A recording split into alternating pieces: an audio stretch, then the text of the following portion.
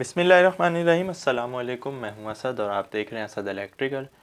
आज हम 5 ऐसे क्वेश्चन डिस्कस करेंगे अर्थिंग या ग्राउंडिंग के हवाले से जो इंटरव्यू में भी पूछे जा सकते हैं, और अगर इंटरव्यू के पॉइंट ऑफ व्यू से ना भी हों तब भी इलेक्ट्रिकल की फील्ड से ताल्लुक़ रखने वाले हर शख्स को इनके आंसर्स जो है वो पता होने चाहिए। तो सबसे पहला जो क्वेश्चन हमने मेंशन किया है, इज़ अर्थिंग और ग्राउंडिंग नेसेसरी।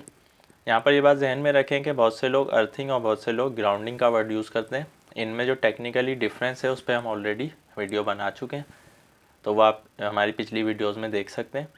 तो आज का जो पहला क्वेश्चन है वो ये है कि अर्थिंग या ग्राउंडिंग क्या नेसेसरी है, क्या ज़रूरी है।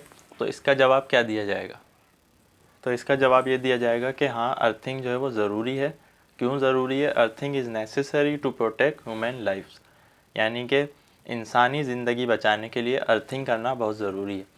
अब बदकिस्मती से हमारे घरों में जो रेजिडेंशियल एरियाज़ होते हैं वहाँ पर अर्थिंग नहीं की जाती, इस चीज़ का ख्याल नहीं रखा जाता, लेकिन इंडस्ट्री में जो है वो इस चीज़ पर काफ़ी ज़ोर दिया जाता है।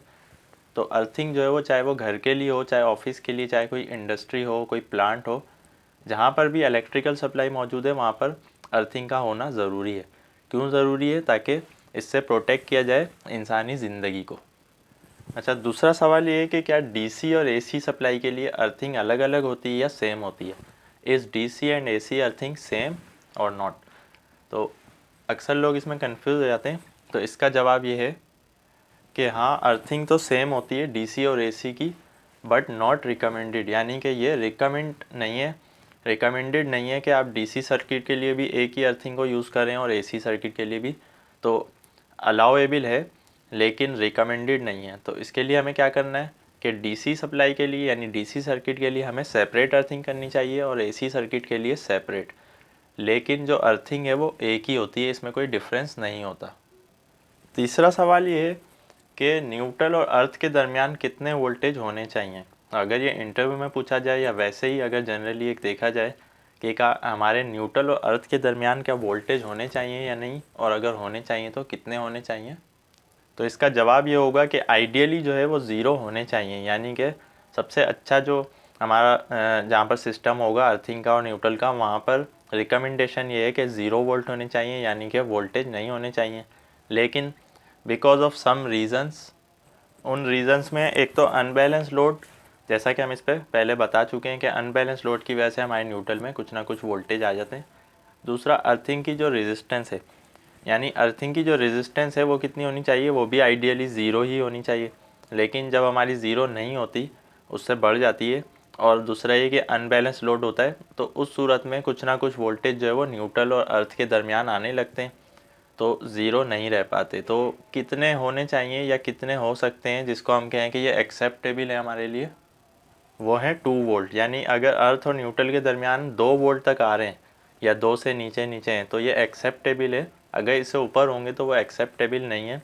तो नॉर्मली 5 वोल्ट भी आ रहे होते हैं, 8 वोल्ट, 10 वोल्ट भी आ रहे होते हैं, लेकिन वो एक्सेप्टेबल नहीं होते, यानी कि वो अच्छे नहीं हैं। तो अगर 2 वोल्ट तक हैं या इससे नीचे हैं तो उसको हम कह सकते हैं कि ये ओके है। अगला क्वेश्चन ये है कि मैक्सिमम अलाउएबल रेजिस्टेंस कितनी होनी चाहिए अर्थिंग की या ग्राउंडिंग की। तो देखें, जैसा कि हमने बताया कि 0 ओम होनी चाहिए, लेकिन 0 प्रैक्टिकली हमारे लिए पॉसिबल नहीं होता। तो मैक्सिमम कितनी हो कि जिसको हम कहेंगे ये अलाउएबल है या एक्सेप्टेबल है, तो वो 5 ओम्स है। यानी 5 ओम्स तक एक्सेप्टेबल है अकॉर्डिंग टू द NEC, यानी कि नेशनल इलेक्ट्रिक कॉरपोरेशन, या इसके अलावा जो हमारे इंटरनेशनल इलेक्ट्रिकल के ऑर्गेनाइजेशंस होते हैं उनके मुताबिक, उनके स्टैंडर्ड के मुताबिक कि 5 ओम्स तक अगर हमारी अर्थिंग की जो रेजिस्टेंस है वो आ रही है तो वो एक्सेप्टेबल है या अलाउएबल है। लेकिन आइडियल क्या है? ज़ीरो, ज़ीरो नहीं तो 1, 1 नहीं तो 2। तो मैक्सिमम 5 ओम्स तक अलाउएबल या एक्सेप्टेबल रेंज होती है। लास्ट और पांचवा क्वेश्चन ये है कि क्या अर्थिंग और न्यूट्रल सेम होता है या इनमें कोई डिफरेंस होता है। तो इसका जवाब होगा कि ये सेम नहीं होता। अर्थ एक डिफरेंट चीज़ है, न्यूट्रल एक डिफरेंट चीज़ है। तो अगर बेसिकली इनकी डेफिनेशन के ऊपर बात की जाए तो वो क्या होगी, अगर एक एक लाइन में इनको बयान किया जाए तो वो ये होगा कि न्यूट्रल जो है वो प्रोवाइड करता है रिटर्न पाथ, यानी कि जहाँ से सोर्स से करंट आ रहा है उसी सोर्स में वापस पहुँचाने के लिए जो है हम न्यूट्रल का इस्तेमाल करते हैं। तो न्यूट्रल क्या हो गया? न्यूट्रल हम यूज़ करते हैं provide the earthing return path. तो करंट को रिटर्न पाथ यानी वापस जाने के लिए रास्ता प्रोवाइड करता है। अर्थिंग हम क्यों यूज़ करते हैं? अर्थिंग प्रोवाइड्स प्रोटेक्शन, यानी अर्थिंग का मकसद जो है प्रोटेक्शन है, जबकि न्यूट्रल का मकसद प्रोटेक्शन नहीं है बल्कि करंट को वापस उसकी सोर्स तक पहुंचाना है। तो इनमें डिफरेंस क्या हो गया कि न्यूट्रल करंट को वापस अपनी सोर्स तक पहुंचाने के लिए यूज़ किया जाता है, अर्थिंग जो है वो प्रोटेक्शन के लिए यूज़ की जाती है, चाहे वो इंसानी ज़िंदगी की हो, चाहे वो इक्विपमेंट्स की हो, सिस्टम की हो। तो अर्थिंग का जो मकसद है वो प्रोटेक्शन है। तो कभी भी आपसे इंटरव्यू में ये पूछा जाए कि क्या अर्थिंग और न्यूट्रल सेम होता है, तो उसका जवाब होगा कि ये सेम नहीं होता, बल्कि दोनों का अलग अलग काम होता है, अलग अलग फंक्शन होता है।